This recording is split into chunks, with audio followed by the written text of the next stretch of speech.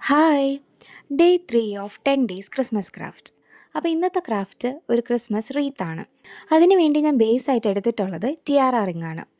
ടിയാറ റിങ്ങിന് ചുറ്റും ദാ ഈ കാണുന്നത് പോലെ ഈ മാല പോലെയുള്ള ക്രിസ്മസ് ഡെക്കറേഷൻ ഇല്ലേ, അതങ്ങ് ചുറ്റിയെടുക്കുവാണേ. വേണമെങ്കിൽ ആദ്യത്തെ 2 ചുറ്റ് ചുറ്റിയിട്ട് ഹോട്ട് ഗ്ലൂ വെച്ച് ഒന്ന് ഒട്ടിച്ച് വെക്കാം കേട്ടോ. എന്നിട്ട് എൻഡിലും അങ്ങനെ ഒട്ടിച്ച് വെക്കാവുന്നതാണ്. ഞാനിപ്പോൾ അങ്ങനെ ചെയ്തിട്ടില്ല, ജസ്റ്റ് ചുറ്റി വെച്ചിട്ടേ ഉള്ളൂ. ദാ കംപ്ലീറ്റ് ആയിട്ടുണ്ടേ.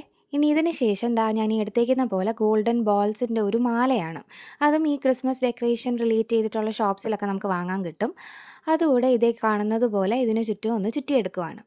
ഇതിനകത്ത് ഈ ബേസ് ആയിട്ടുള്ള ഗ്രീൻ ചെയ്തതിന് ശേഷം നമുക്ക് ഇഷ്ടമുള്ള എന്ത് വെച്ച് വേണോ ഡെക്കറേറ്റ് ചെയ്യാവുന്നതാണ്.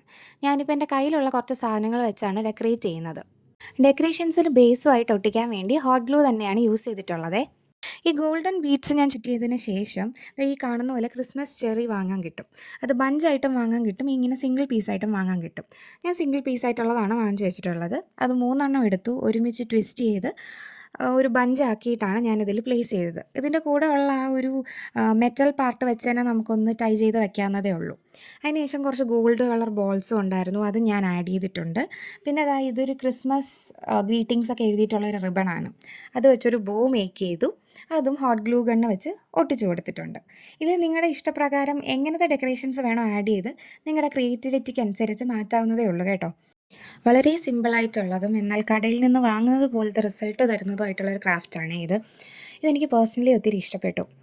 അപ്പോൾ എങ്ങനെ, നിങ്ങൾക്ക് ഇഷ്ടപ്പെട്ടോ? ഇഷ്ടപ്പെട്ടെങ്കിൽ കമൻറ്റ് ചെയ്യണേ. ബൈ.